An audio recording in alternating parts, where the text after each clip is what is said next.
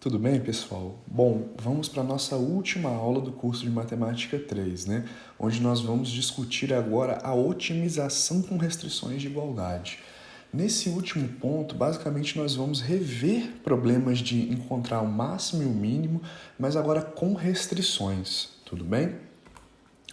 Então, eu vou passar para vocês a lógica dessas restrições dentro da teoria econômica, como que nós tentamos encontrar esses pontos, né, por meio do método lagrangiano e, no fim, né, alguns problemas usuais aí da teoria econômica para nós podermos discutir. Bom, então quando nós maximizamos funções econômicas, pessoal, em geral, né, da forma que nós vimos anteriormente de encontrar pontos máximos e mínimos, normalmente os resultados eles podem apresentar pouca relevância prática, tudo bem? Por que isso acontece? Como exemplo, pense em um consumidor que quer maximizar a sua utilidade. Tudo bem? Se não existe restrição, a priori ele quer comprar uma quantidade infinita de todos os bens que ele consome naquela cesta dele, tudo bem? Então tem pouca aderência prática a algo desse tipo. A gente resolve o problema, mas a lógica da solução é que ele compre cada vez mais sem uma restrição. Para a gente tornar esse problema, né, mais factível, mais significativo dentro da nossa realidade, por exemplo, ao maximizar essa utilidade, né, ou satisfação do consumidor, nós deveríamos colocar como restrição a própria, né, regra orçamentária que ele segue, a restrição orçamentária, o quanto ele ganha. Né? Por quê? Ele não consegue consumir infinitamente os bens. Ele precisa se limitar de acordo com o salário que ele recebe. E aí, ao incorporar essa restrição no problema, nós conseguimos chegar a resultados mais especificados, né, mais ajustados à realidade. Tudo bem? Então, alguns exemplos de aplicações econômicas que a gente deve utilizar as restrições. Vamos supor aí que a gente quer maximizar a utilidade, né, como eu já falei, mas sujeita à restrição orçamentária daquele consumidor. Vamos supor que nós queremos minimizar os custos de uma firma, né? Mas isso tem que estar sujeito ao quê? À produção dos insumos, né, que ela utiliza no seu processo, na sua cadeia. Vamos supor também que nós queremos maximizar a produção de uma firma, mas sujeita aos recursos que são escassos, né? Ela não pode comprar infinitamente a quantidade que ela deseja de determinado bem. Então a gente tem, além dessas aplicações, diversas outras. Tudo bem? Maximizar os custos maximizar o lucro com restrição dos custos, entre outros, tudo bem? Então, dentro da teoria econômica, a imposição de restrições é fundamental para que a gente chegue a soluções mais reais, tudo bem? Beleza, então o que seria formalmente, pessoal, essa otimização com restrições, tá? Nós vamos querer maximizar, né, ou minimizar uma função f, tudo bem? E ela vai estar sujeita, né, a restrições de funções g menor ou igual a b, né, de g1 a gk, ou h com igualdade a c1 até hk/ck.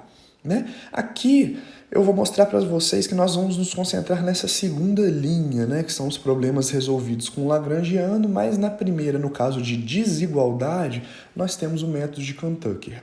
Tá? Então a gente vai Michel, tem que ter várias restrições? Não, você poderia ter somente como exemplo a restrição orçamentária, que você vai ter um H1 que depende dos preços, é igual ao salário que ele recebe, tudo bem? Então, de forma que f é determinada como função objetivo, tá? Agora a gente vai tratar essa função f como a utilidade, por exemplo, que a gente quer maximizar, como uma função objetivo, e aqui embaixo g e h são as funções de restrição, né? No caso de g, de desigualdade, no caso de h, de igualdade, tá? Eu vou dar um exemplo visual para vocês terem ideia do que a gente está falando na hora de restrição. Tá? Vamos supor que você quer encontrar o valor máximo de y² menos x, que é esse plano aqui que começa num rosa bem claro e vai até um tom de roxo, tá? Esse plano aqui curvo, na terceira dimensão, tá? Vamos supor que você quer achar um ponto máximo aqui, porém, restringindo a essa função g, né, que é 2x² mais 2xy mais y² igual a 1. Quando a gente representa matematicamente, essa função vai dar como se fosse um cilindro que vai subir e descer aqui infinitamente. E esse cilindro, quando ele se cruza com essa folhinha aqui, que é a função f, ele demarca esse território de contorno vermelho aqui que a gente está vendo. Tudo bem? E aí o que significa? Eu quero maximizar a folha, mas dentro dessa região vermelha. Tudo bem? É daqui para dentro. Então eu quero aqui, nessa linha vermelha, tentar encontrar o ponto que maximiza a função. Então notem, eu tenho uma interseção de objetos, tudo bem? É a folha com esse cilindro que vai subir e tocar aqui nessa região. Então, a partir dessa interseção de objetos, a área, né, a figura que demarca a interseção, que vai ser o nosso objeto, né, de maximização. Tá? Nesse caso aqui, o ponto de máxima ele vai ser menos 0,81 para x, 1,4 para y e 2,76 para o z. Tá? Só dando um exemplo visual para vocês terem noção. Tá? Como eu falei, as restrições de desigualdade, né, da equação, elas serão ignoradas inicialmente por nós, tá? Então, essa primeira linha nós não vamos trabalhar aqui diretamente. Nós vamos trabalhar o caso da segunda, né? Que são o quê? Os problemas que são solucionáveis facilmente com o teorema de Lagrange, tá? Não significa que os problemas da primeira linha não podem ser resolvidos, eles podem, por meio do método de Cantucker. Mas aqui eu já considero um tópico avançado, né, que já é de interesse para quem pretende fazer um mestrado, um doutorado. Para os requisitos que nós precisamos para o curso de graduação, né, que envolve a teoria micro do consumidor da firma, a gente vai trabalhar em geral com as igualdades e o teorema de Lagrange, né, aplicado para essa linha aqui de H, ele já soluciona a maioria dos problemas que nós precisamos, tá? Então, eu vou passar para vocês o método lagrangiano. Essencialmente, pessoal, o método dos multiplicadores de Lagrange, ele vai converter um problema de extremo restrito, tá, em uma forma tal que a condição de primeira ordem do problema do extremo livre ainda possa ser aplicada. O que isso quer dizer? Você vai ter que maximizar uma função f sujeita a um H1, tudo bem? Com as mesmas variáveis, tá, gente? Notem, f vai de x1 a xn, h1 também vai de x1 a xn e uma igualdade com uma constante c1, tá? O que isso quer dizer?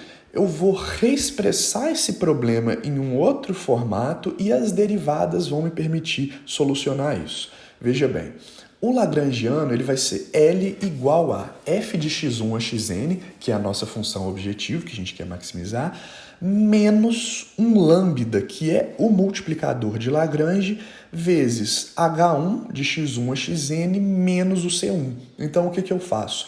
Para adicionar o multiplicador de Lagrange, eu passo a constante subtraindo, tudo bem?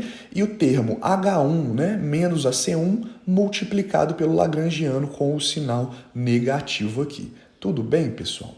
Então, esse problema aqui característico, né, do multiplicador de Lagrange, ele tem uma solução, digamos, mais direta. O que vai envolver a solução desse problema? Nós vamos derivar esse L que foi especificado dessa forma em relação ao que? Cada uma das variáveis. Então, nós vamos calcular todas as derivadas parciais de x1 até xn, tudo bem? E, por fim, a derivada parcial em relação ao lambda, como vocês podem ver. A derivada de L em relação a x1 é zero, até a derivada de L em relação a xn, que também vai ter zero, e a derivada de L em relação ao lambda, igualando a zero. Então, nós calculamos todas as derivadas parciais de x1 a xn e do lambda e igualamos ela a zero, né?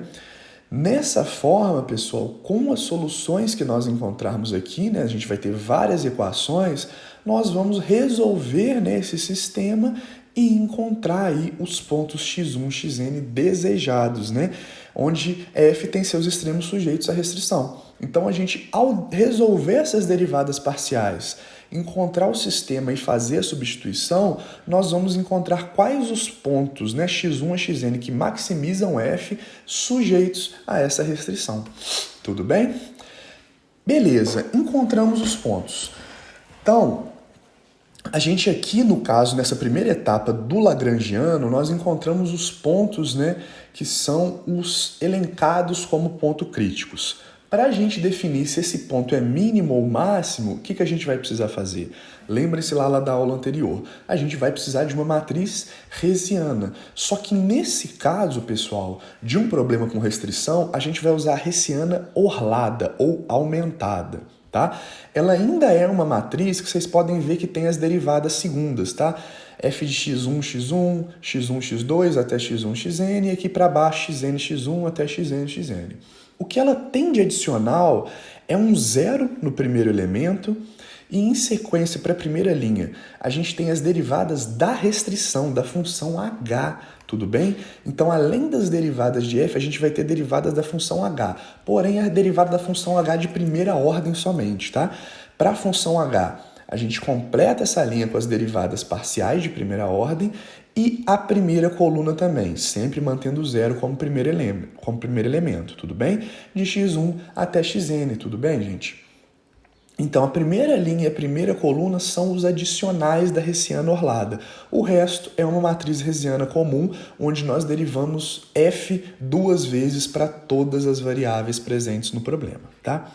A partir dessa hessiana orlada que a gente vai conseguir identificar se é mínimo ou se é máximo, tudo bem?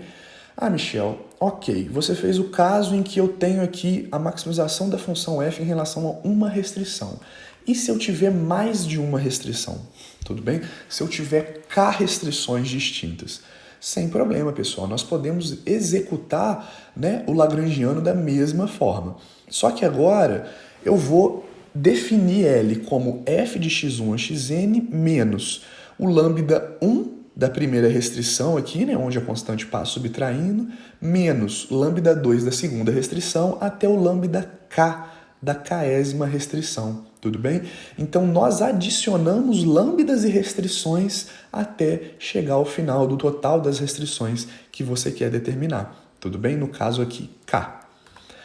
E aí, como que nós resolvemos? Da mesma forma, nós vamos derivar esse L inteiro em relação a x1, x2 até xn e também em relação a lambda 1, lambda 2 até lambda k, como a gente pode ver.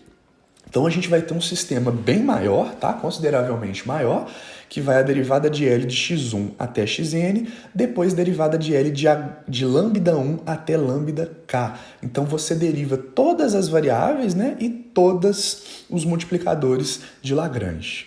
Beleza, pessoal? E aí existe, né, uma pequena correção. Já que a gente está trabalhando aqui com k funções h de restrição, a hessiana vai aumentar também o caso da orlada. Então ela fica maior ainda, tá? No caso a gente vai ter aqui um bloco de zeros. Aí aqui, né, como se fosse uma primeira linha, na verdade é um bloco matricial com as derivadas primeiras de todas, né, as restrições, né? Primeira restrição, todas as derivadas primeiras, segunda na segunda linha até a késima. Aqui, né, na continuação da primeira coluna, que vai ser outro bloco, novamente, né, a mesma matriz das derivadas primeiras de todas as restrições e, por fim, né, uma matriz aqui embaixo, né, abaixo para a direita, com as derivadas segundas de todas as variáveis em relação, né, à função f, tá? Então, a hessiana orlada, quanto mais restrições você tem, mais ampla ela fica e mais coisas você precisa adicionar, obviamente mais complexa é de resolver e montá-la. Tudo bem? Beleza, então considerando uma hessiana orlada, né, para um problema de n variáveis, tá? Estou generalizando, e k restrições, não somente uma, a gente vai checar os sinais dos determinantes das últimas n-k submatrizes. Ou seja, a gente vai verificar os sinais dos n-k menores líderes principais. Então é a mesma lógica para a gente identificar o máximo e o mínimo que nós vimos na aula anterior. Tá? Se o determinante da matriz orlada tem o mesmo sinal que menos 1 elevado a n e os menores principais líderes, né, subdeterminantes, se alternam, então o ponto é de máximo. Se o determinante da matriz orlada tem o sinal de menos 1 elevado a k, tá? Onde n é o número de variáveis e k de restrições, e os menores principais líderes, né, subdeterminantes, são iguais a este primeiro, então o ponto é de mínimo. E se essas relações são violadas por determinantes não nulos, o ponto não é de máximo nem de mínimo. Tudo bem? Então a gente tem da mesma forma da aula anterior uma regrinha para determinar aí se é máximo ou se é mínimo. Beleza, pessoal? Notem que eu generalizei para o caso mais complicado, onde a gente tem N variáveis e K restrições. Vocês vão ver que no caso, né, em que nós temos aqui N variáveis mais uma restrição somente, a coisa é muito mais simples, como eu vou fazer. Então vamos, né, para a gente aplicar esse conhecimento, e para ficar um pouco mais visual também, vamos a alguns problemas usuais na teoria econômica, tá? Eu vou começar com um problema clássico de maximização de utilidade, tá? Imagine que um consumidor deseja obter o nível mais elevado possível de satisfação, né? Considerando que a função utilidade dele é x1 elevado a alfa, x2 a 1 menos alfa, mas ele possui uma restrição orçamentária, tudo bem? Notem que quando eu determino U dependendo de x1 e x2, é como se eu estivesse falando que ele está consumindo somente dois tipos de bem, tudo bem? E a restrição orçamentária dele é P1x1 mais P2x2 igual a W. O que isso aqui quer dizer, pessoal? O preço do bem 1 vezes a quantidade que ele compra, mais o preço do bem 2 vezes a quantidade que ele compra, tem que ser igual ao quê? Ao salário W, ao que ele recebe. Então, o cara gasta todo o salário em bens de consumo. Tudo bem? Essa é a lógica aqui do problema. Qual que é a demanda ótima pelos bens que vão maximizar essa utilidade dele? Vamos montar o lagrangiano para resolver. Ó, eu tenho uma função com duas variáveis e uma restrição. Eu ponho a minha função U, x1 a alfa, x2, 1 menos alfa, menos lambda, multiplicado pela restrição com essa constante salarial aqui, subtraindo, tá? P1x1 mais P2x2 menos o W. O que eu vou fazer a partir daqui, pessoal? Eu vou derivar L em relação a x1, vou derivar L em relação a x2 e vou derivar L em relação a lambda, tudo bem? Veja bem, quando nós derivamos L em relação a x1, nós temos aqui essa equação. Alfa x1, alfa menos 1, x2, 1 menos alfa, menos lambda P1 igual a zero. Quando nós derivamos L em relação a x2, nós temos 1 menos alfa, x1 alfa, x2 menos alfa, menos lambda, P2 igual a zero. E por fim, quando nós derivamos L em relação a lambda, nós vamos ter o quê, gente? Simplesmente a restrição orçamentária aqui, né, com a constante salarial passando negativa, subtraindo, igual a zero. Beleza, Michel, eu achei essas três equações aqui. O que eu faço? Ó, eu vou resolver esse sistema, tudo bem? Mas notem que, só para a gente ver também, esse problema de maximizar essa utilidade Cobb-Douglas sujeita a essa restrição orçamentária, ele pode ser representado conforme essa figura. Olha só, essa folhinha de papel aqui, ó, que começa clarinho e vai até um roxo mais escuro, ela é como se fosse o quê? A função utilidade do consumidor. Lembre-se da aula anterior que eu mostrei para vocês um plot de uma função Cobb-Douglas. Aqui é o mesmo. Só que agora, pessoal, notem, quando eu quero maximizar essa utilidade, eu não posso simplesmente procurar esse ponto mais alto. Por quê? Porque eu estou restrito a essa restrição orçamentária aqui. Eu estou especificando que tem que ser nessa região. Então, eu estou procurando um ponto aqui, em que ele intercepta, né, esse plano orçamentário com a função utilidade tridimensional. Então é aqui que eu estou procurando o meu ponto que maximiza a utilidade, tudo bem? Dado essa restrição. Ah, Michel, e se o cara passar a ganhar mais, tá? Esse plano que vocês estão vendo aqui, cinza escuro, né, essa folha deitada que está cortando, ela o quê? Ela iria para cima, ela se deslocaria para a direita, porque à medida que o cara ganha mais, vai subindo, tudo bem? Se ele ganhasse menos, tivesse uma redução salarial, vai descendo, tudo bem? Então, depende especificamente dessa área em que a restrição orçamentária intercepta o plano da função utilidade. Beleza? Ok, pessoal. Vou fazer o quê? Vejam bem, ó. O que eu tenho de comum e fácil de isolar nas duas primeiras equações? O lambda, tudo bem? Então, eu vou isolar o lambda nas duas. E a última, né, nada mais é do que a nossa restrição orçamentária, tudo bem? Se eu passar esse W que está negativo para cá positivo, e aqui eu estou isolando o lambda, tá? Fazendo simplesmente uma manipulação algébrica, né, que eu isolo o lambda e passo o P1 que estava com ele dividindo, eu vou ter essas duas expressões. Beleza, então eu tenho um sistema aqui com lambda e a restrição orçamentária. O que eu vou fazer? Eu vou resolver, eu vou igualar esse lambda com esse, Tudo bem? Ó, igualo os dois, isolo x2, tá? Meu x2 vai ser 1 menos alfa sobre alfa P1, P2, x1. Bom, Michel, se você agora tem x1 em relação a x2 e você isolou os lambdas, né, já que você igualou, o que eu posso fazer?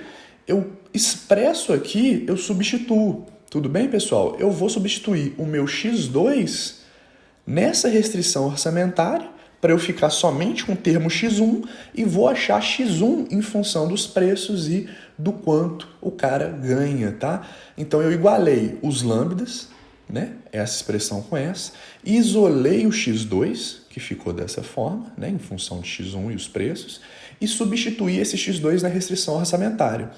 Quando eu substituo esse x2 na restrição orçamentária, eu posso isolar agora, olha só, eu tenho P1, P2, W e x1. Então eu posso isolar o meu x1 como uma função de W e de P. Vejam bem, se eu manipular essa primeira linha aqui, eu consigo encontrar que x1 é igual ao quê? Alfa W sobre P1. Tudo bem?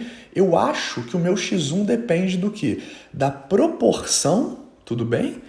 Que ele atribui de peso à utilidade para o x1, olha esse alfa aqui. O meu x1, né, a demanda ideal, vai depender também do quanto ele ganha e do preço do bem 1. Então eu acho o valor ideal para ele comprar de x1, dada a restrição orçamentária dele, que maximiza a satisfação ou a utilidade do agente. Tá? E aí, beleza, se eu achei x1, o que eu faço? Eu volto aqui em cima, substituo x1 e acho x2. x2 vai ser 1 menos alfa W sobre P2. Mesma coisa. Depende da proporção que ele atribui de satisfação para o x2, do que ele ganha e do preço do bem 2. Isso daqui são as demandas ótimas para maximizar a utilidade do consumidor, dada a restrição orçamentária dele. Beleza, gente? Ok, esse problema aqui é clássico, tá? Se vocês ainda não viram em micro, vocês vão ver com certeza absoluta. Ok, então agora a gente tem aqui os pontos que maximizam, vamos verificar, né? Se esses pontos satisfazem a condição de máximo, né? Já que eu quero maximizar a minha utilidade, eu preciso julgar eles na Hessiana orlada e ver se eles estão obedecendo aqueles pontos que eu falei. Beleza, o primeiro termo é zero. Ó, a derivada da função h em relação a x1. Quem que é minha função h, gente? É o quê? P1x1 mais P2x2 menos W. A derivada disso em relação a x1 é P1, tá? Assim como a derivada, ó, P1. E aqui embaixo também. A derivada em relação a x2 vai ser P2. E aqui a gente tem a segunda derivada da função utilidade, né? x1, x1, x1, x2, x2, x1, x2, x2, tá? As segundas derivadas parciais. Beleza, fiz a minha Hessiana orlada. O que eu vou fazer agora, pessoal? Vou olhar o quê? Os mínimos, tudo bem? Os menores principais líderes, desculpa, tá? Os menores principais líderes, vou calcular, ó, o D11 é quem? É o primeiro elemento da diagonal, é 0. O D22, ele vai ser quem? Vai ser essa matriz aqui, né? Que envolve 0, P1, esse termo e P1. Vou tirar o determinante, vou achar menos P1 ao quadrado, que é o quê? Menor que 0, tá? Por que, Michel, você sabe que P1 ao quadrado negativo é menor que 0? Por quê, gente? Preço só pode ser positivo, vocês concordam comigo? Tá? Então, uma coisa positiva ao quadrado é positiva, com sinal de negativo ele é menor que 0, com certeza. E o meu terceiro, que vai ser o determinante dessa matriz inteira orlada, né? O que eu vou achar? Eu vou achar essa expressão aqui, tudo bem? Que, analisando os sinais para P1, P2, sabendo que são valores positivos, e X1, X2 também são, vocês concordam comigo? Não tem como ter consumo, vou consumir menos 10 de alguma coisa. Não existe isso, é só valor positivo, assim como o preço. Eu, olhando os sinais aqui dessas variáveis, eu consigo determinar que esse terceiro determinante vai ser maior que 0, tudo bem, pessoal? Então, o que eu tenho aqui? O primeiro é 0, o segundo é menor que 0 e o terceiro é maior. Vamos voltar lá para nossas especificações. Ó, se o determinante da matriz ornada tem o mesmo sinal que menos 1 elevado a 1, vamos lá, o que é? Menos 1 elevado a quanto? Quantas variáveis a gente tem? ao quadrado é 1 e os menores principais líderes se alternam, então o ponto é de máxima. O que está acontecendo aqui, pessoal? Vamos lá.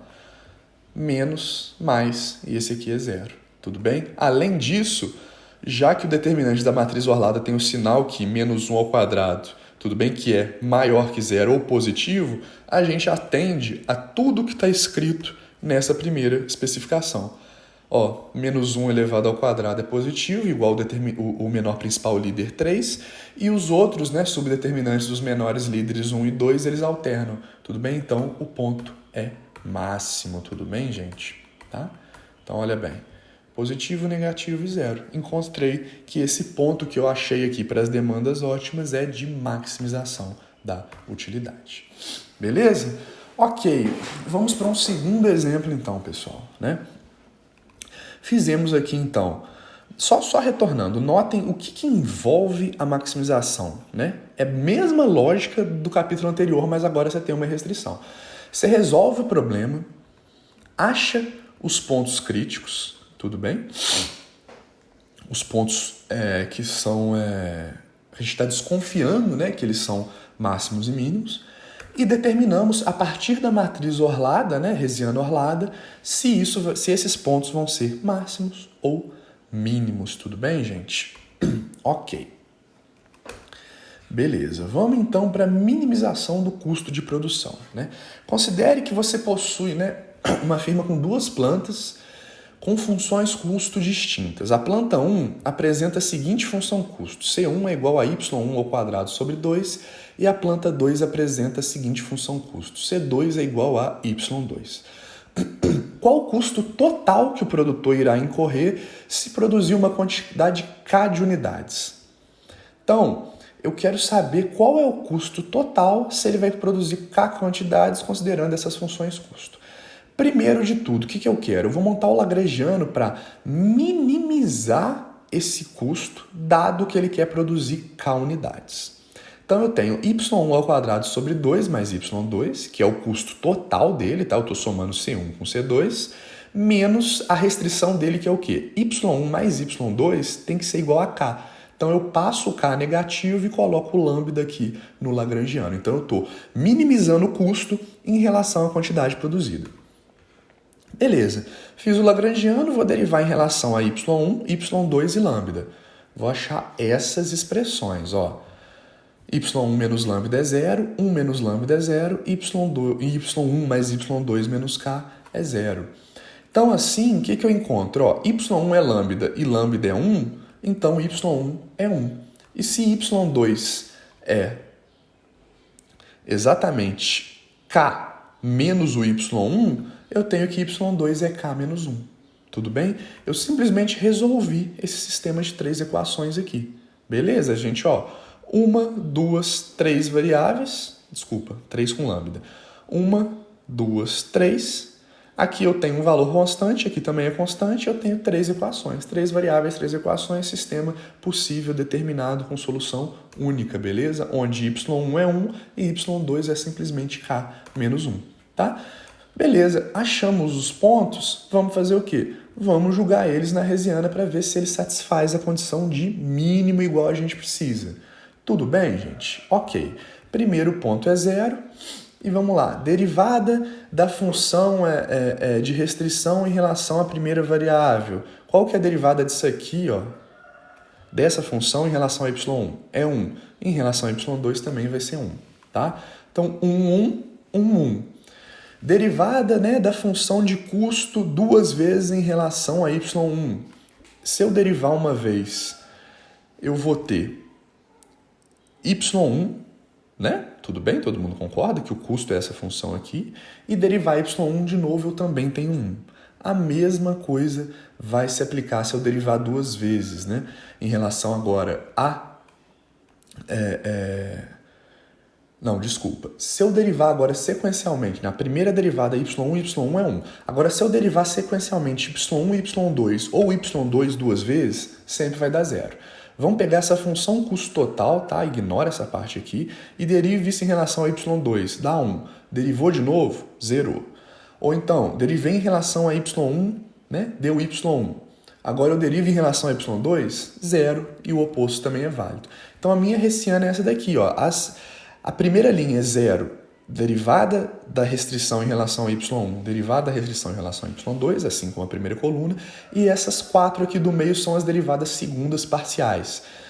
Segunda derivada de y1 da função custo total vai dar 1, y1, y2, 0, y2, y2, 0, y2, y1, 0 também, tá? Então a minha hessiana orlada ela tem esse formato, 0, 1, 1, 1, 1, 0, 1, 0, 0. O que eu posso fazer, gente? Ó, primeiro determinante é 0, o segundo vai ser o quê?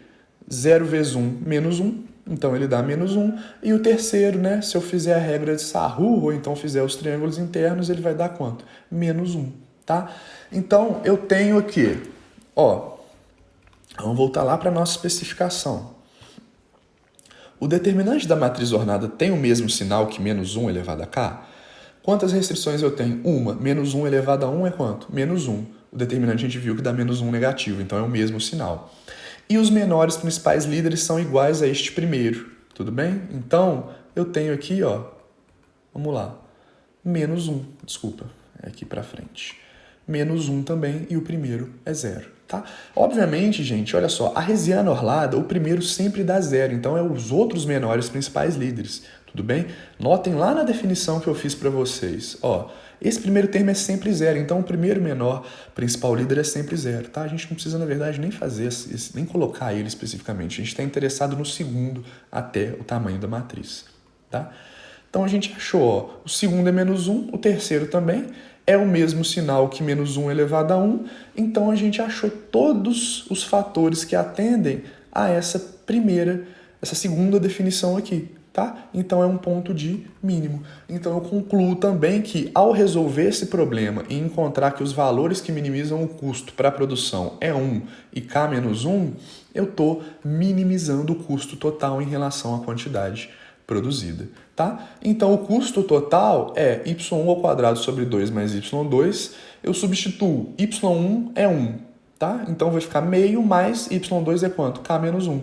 Então o meu custo total é K menos meio, é a quantidade produzida K menos meio, ok? Eu generalizei essa solução. Ah, Michel, mas por que você está usando K? À toa, só para generalizar, eu podia ser 10 aqui unidades, tudo bem? Podia ser 5 unidades, tanto faz. Ok, pessoal? Então a gente tem aqui essa resolução final. Então eu mostrei para vocês aqui nesse fim o problema, né? 2 problemas clássicos da teoria econômica. Maximizar a utilidade com restrição orçamentária e minimizar custo, né? Com restrição de quantidades produzidas, tá? As referências, pessoal, são as mesmas, Chiang e Simon Bloom, tá? Uma moretinha aqui só para complementar. E era basicamente isso, tudo bem? Então nós vimos o que são restrições, como aplicar o Lagrangiano para fazer problemas de maximização e minimização com restrições de igualdade, podem ser 1, 2, 3, 4, 5 K restrições, e mostrei para vocês 2 problemas usuais da teoria econômica, tá?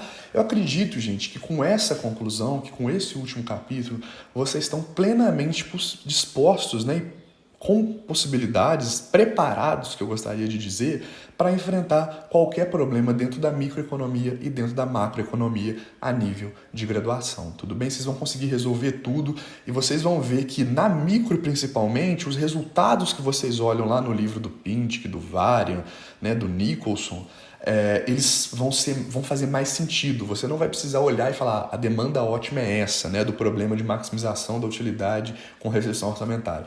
Você vai entender por que aquele valor é obtido, né, dentro do livro. É a partir, né, como eu mostrei para vocês, da solução de um problema, né, de maximização da utilidade sujeita à restrição. A gente faz todos esses passos até chegar nesses valores ótimos aqui. Beleza, pessoal? Espero que vocês tenham gostado, né? Como a gente sempre fala, a experiência, né, de lecionar para vocês é um aprendizado para nós imenso. Espero que tenha sido proveitosa para vocês também, que vocês usem, né, e deem valor a esse conhecimento, a essas ferramentas, né, ofertadas no curso de Matemática 3. Eu estou sempre à disposição para o que vocês precisarem. Fazer um contato, Michel, uma parte desse último capítulo eu não peguei direito, a gente pode marcar para tirar uma dúvida, você pode passar mais ou menos ali o exercício. tá? Vocês sabem que eu estou sempre à disposição.